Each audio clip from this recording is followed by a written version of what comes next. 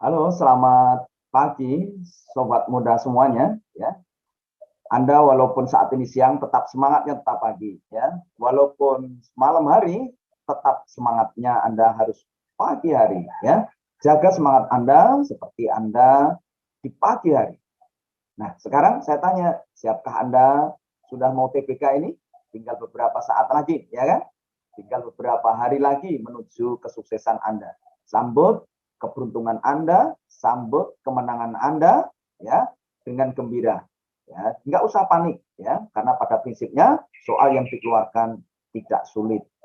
Nah, sekarang benarkah matematika itu sulit? Benarkah UTBK itu sulit? Sebenarnya tidak sulit. Kenapa waktu yang diberikan satu soal hanya 1 menit? Artinya hanya dibutuhkan kecepatan menjawab dengan cepat dan benar.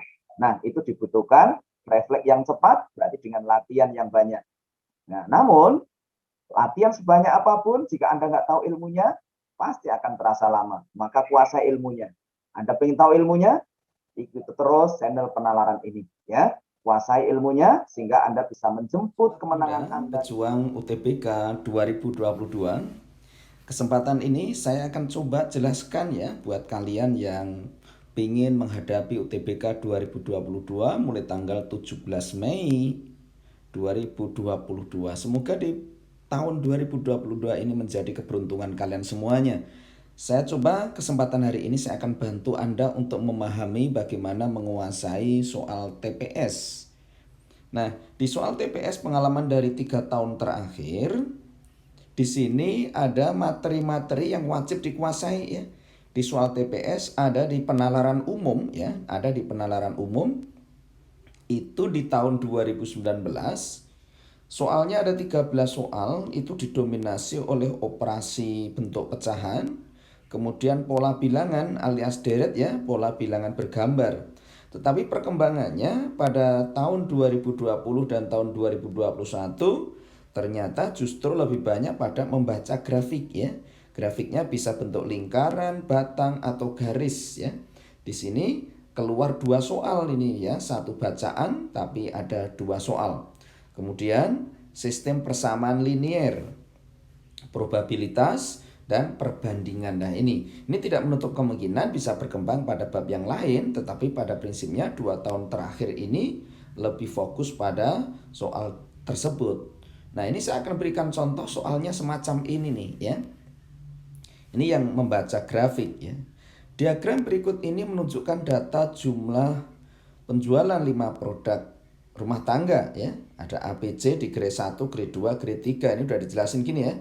Nah, berdasarkan data dalam gambar tersebut, produk tingkat penjualannya yang paling tinggi kedua. Nih, ditanyakan paling tinggi kedua. Sekarang kita lihat produknya yang A dulu nih ya. Produk yang A, bagaimana mendapatkan yang A? Nih, produk yang A itu kita jumlahin saja. Pertama yang A adalah yang berwarna biru ya. Jadi 30 ya. Ini ada 30, kemudian 25, ada 10. Maka totalnya ada 63 ya. 60 berapa? 65 ya. 30 25 berarti ini adalah 55. Ya, ini ada 55 ditambah 60 ya. Jadi 65 maksudnya ya. Ini adalah 65%. Kemudian yang produk B, produk B ini kalau kita lihat yang warnanya merah ya. Ini berarti 15, 15, ini kan 30 ya. Tambah 30 berarti 60. Kemudian kalau kita lihat produk yang lain, yang produk C. Produk C ini ada ya 25 ditambah 45 ditambah 35 ya. Berarti 45, 35, 80 tambah 25 ya 105. Di sini ada 105. Kemudian yang produk D, produk D ini 10, kemudian 5 ditambah 10 ya, berarti ada 25 ya. Nah, kemudian yang produk E sebanyak 20, 10, 15 jadi ada 45. Nah, di sini produk C ini kan yang juara satunya atau peringkat pertama ya. Peringkat keduanya didominasi oleh produk yang A. Maka pertanyaan di sini paling tinggi kedua ya tentunya produk yang A, sehingga jawaban yang A. Jadi di sini hanya mengamati grafik saja, jadi tidak sulit ya. Nah, pertanyaan yang kedua masih soal yang sama. Pertanyaannya adalah kita diminta untuk melihat manakah pernyataan yang tepat untuk memprediksikan atau memperkirakan prosentase penjualan pada grade yang keempat ya. Jadi yang keempat berarti ini ada sifat kecenderungan. Logikanya kalau produk A semakin lama ini semakin mengecil terus ya. Produk A-nya semakin mengecil sebenarnya ya. Ini. Nah, pertanyaannya prosentase penjualan A lebih rendah daripada produk yang E ya. Karena kalau kita lihat yang produk yang E, ini produk yang E itu ya, ada kecenderungan naik ya dari 10 terus 15 gitu ya. Ini pernyataan yang benar nih, jawaban yang A. Jadi kita hanya cukup mengamati saja di sini ya. Nih, pengamatan saja yang kita lihat ya. Kemudian yang ke-14, rata-rata waktu yang dibutuhkan untuk membaca buku 5 menit per halaman ya. Jadi waktunya 5 menit per halaman. Pada kondisi manakah pernyataan buku menghabiskan waktu yang paling lama? Ini waktu yang paling lama ya tentunya yang halamannya paling banyak. Logikanya semacam itu ya. Halamannya yang paling banyak. Sekarang kalau kita lihat halaman yang paling banyak yang mana? Kita lihat satu buku 80 ya berarti hanya 80. Satu buku 60 ya berarti hanya 60 ya. Dua buku 80. Wah, berarti 160 ya. Ini kemudian kalau ini 2 buku 60 ya berarti 120. 3 buku 60. Wah, ini 180.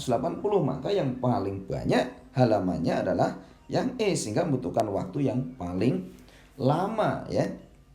Ini. Nah, sekarang nomor 15 ya. Seorang pemimpin akan memilih seorang karyawan dalam sekelompok pelamar ya. Manakah kondisi berikut yang memberikan paling besar untuk terpilihnya perempuan dengan status lajang? Nah, di sini jumlah pelamar 100. Berarti kalau gitu yang paling lajang ya 75/100. 75/100 ya artinya 3/4. Gitu ya, 3/4. Nah, kalau 50/100 ya artinya setengah. 50/75 ya berarti nilainya 2/3 gitu ya. 25/75 ya artinya 1/4. Ini ya. Nah, 25/50 ya artinya setengah. Mana yang paling besar kemungkinan? Ya tentunya yang A. Nah, inilah gambaran pada saat nanti Anda UTBK ya. Ini perlu Anda menganalisa dengan hal-hal yang sederhana. Jadi tidak perlu repot, tapi ini hanya menggunakan konsep-konsep yang sederhana. Nah, kemudian ada juga soal ya. Dua kantor yaitu kantor A dan kantor B memiliki 2 tipe mesin cetak. Kantor A memiliki 3 mesin tipe X dan 5 mesin tipe Y. Artinya bahwa kantor A di sini punya persamaan ya 3X ditambah dengan 5Y. Nih, kemudian yang kantornya adalah kantor B memiliki 1 mesin cetak, 1 cetak X dan 1 cetak Y. Berarti ini yang A ya. Nah, untuk yang B adalah cukup 1X ditambah dengan 2Y. Nah, pertanyaannya adalah jika mesin cetak pertama kecepatannya 2 kali lebih cepat daripada mesin cetak Y, manakah perubahan berikut yang menyebabkan perbedaan waktu penyelesaian pekerjaan kedua kantor menjadi paling kecil? Yang ditanyakan di sini adalah perbedaan waktu penyelesaian. Perbedaan waktu yang paling kecil berarti selisihnya paling minimal. Berarti agar selisihnya paling minimal, maka yang perlu dilakukan ngapain? Yang perlu dilakukan ditukar. Berarti ini tak pindah ke sini menjadi tak tukar 1. Maka kalau tak tukar 1 tinggal 2X. Yang B tinggal 2X ya, karena tak tukar 1. Saya pindahin 1 ya. Ini 5Y, ini 2Y. Wah, kalau begitu tak pindah 1 aja. Loh, jadi 3Y. Tak pindah 1 ya. Kalau tak pindah 1 maka menjadi 4 ya. Wah, ini berarti kalau gitu saya pindah 2. Ini saya pindah 2. Kalau saya pindah 2, ini saya kurangi dengan 2, maka akan menjadi 3Y. Jadi akan menjadi 3Y. Ini saya pindah 2Y ke B. Gitu ya. Nah, di sini di sini tadi persamaannya yang atas tadi 1x 1y ya, ini ya. Ini 1x 1y di sini tadi ya. Itu karena di sini adalah yang B itu 1 mesin X dan 1 mesin Y ya. Ini ternyata 1 mesin Y. Sehingga kalau ini saya pindahin 2, maka 1 menjadi 2 itu menjadi 3 ya. Nah, inilah maka dia akan punya nilai paling kecil ya. Ini namanya nilai yang paling minimal. Maka kejadian ini adalah kejadian di mana memindahkan 1 mesin cetak X dan 2 mesin cetak Y dari kantor A kantor B. Berarti jawaban A itu akan mengakibatkan perbedaan waktu sangat minimum. Nah, inilah gambaran pada saat nanti Anda UTBK untuk menghadapi soal terkait dengan penalaran umum. Siapkan konsepnya, siapkan latihannya, dan jangan lupa langsung berlatih latihan-latihan konsep-konsep penalaran. Konsep penalaran ini dikembangkan di Lembaga Bimbingan Neutron Yogyakarta. Nanti silakan yang pengen bergabung di dalam program intensif khusus penalaran di Lembaga Bimbingan Belajar Neutron Yogyakarta. Sukses selalu buat kalian semuanya.